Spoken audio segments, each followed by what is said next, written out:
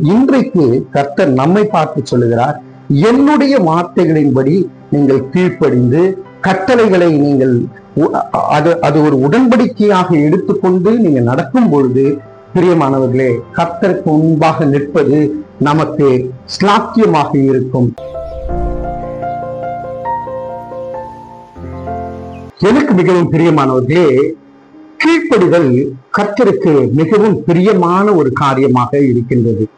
அதுவும் பெற்றோருக்கு நாம கீழ்ப்படிதல் தேவனுடைய ஆசீர்வாதத்தை நாம் பெற்றுக்கொள்ளுகிறவர்களாய் இருக்கின்றோம். எரேமியா 35வது அதிகாரம் 18-19 வசனங்களை பார்க்கும்போது, பின்னும் எரேமியா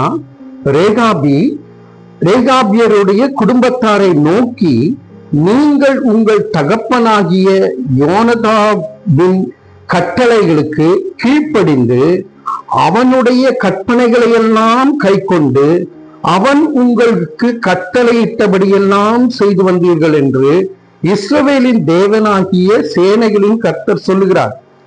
அப்பா சொன்னபடியெல்லாம் கட்டளைகளுக்கு கீழ்ப்படிந்து கற்பனைகளை கைக்கொண்டு நீங்க வாழ்ந்தபடியினாலே கர்த்தர் சில காரியங்களை சொல்லுகிறார். என்ன என்று பார்ப்போம்.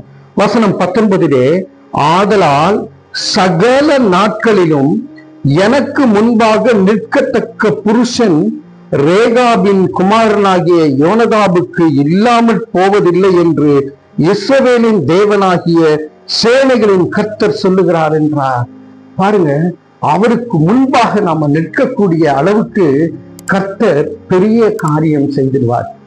எனக்கு முன்பாக நிற்க கூட தகுதி இல்லையே ஆண்டவரே என்று இன்றைக்கு நாம யோசிப்போமே. ஆனால் கர்த்தர் சொல்லுகின்ற வார்த்தைகளுக்கு கீழ்ப்படிந்து கட்டளைகளை நாம ஆண்டவர் சொல்லுகிறபடி செய்யும் பொழுது கர்த்தர் அவருக்கு முன்பாக நிற்கும்படியான ஒரு பெரிய பாக்கியத்தை கொடுக்கின்றார். நாம இன்னைக்கு யார் யாருக்கு முன்பெல்லாம் போய் நிக்கணும், அவங்களுக்கு முன்பாக, ஒரு சிஎம்க்கு முன்பாக, ஒரு பிரைம் மினிஸ்டருக்கு முன்பாக போய் நின்று என் முகத்தை காட்டணும், அவர் என்ன மெச்சிக்கொள்ளணும். இல்ல, உங்களுக்கு பெரியவங்க யாருன்னு நீங்க யோசிக்கிறீங்களோ அவங்க முன்பாக போய் நான் நின்று அவங்க என்னை பார்த்து எப்படி இருக்க அப்படின்னு கேட்கணும், இப்படியெல்லாம் நீங்க நினைக்கிறீங்கல்ல. ஆனா இன்னைக்கு கடவுள் சொல்றாரு, எனக்கு முன்பாக நிற்கக்கூடிய ஒரு தகுதியை அந்த மகனுக்கு நான் கொடுத்தேன். ஏனென்றால் அவனுடைய தகப்பனுடைய கட்டளைகளுக்கும் அவனுடைய தகப்பனுடைய வார்த்தைகளுக்கும் அவன் கீழ்ப்படிந்து நடந்தபடியினாலே அவனுக்கு இந்த பாக்கியத்தை நான் கொடுக்கின்றேன் என்று சொல்லுகிறார். ஆகவே இன்றைக்கு கர்த்தர் நம்மை பார்த்து சொல்லுகிறார், என்னுடைய வார்த்தைகளின்படி நீங்கள் கீழ்ப்படிந்து கட்டளைகளை நீங்கள் அது ஒரு உடன்படிக்கையாக எடுத்துக்கொண்டு நீங்க நடக்கும் பொழுது, பிரியமானவர்களே, கர்த்தருக்கு முன்பாக நிற்பது நமக்கு ஸ்லாக்கியமாக இருக்கும். கர்த்தருக்கு முன்பாக நிற்கும் போது நாம் ஒருபோதும் வெட்கப்பட்டு போவதில்லை.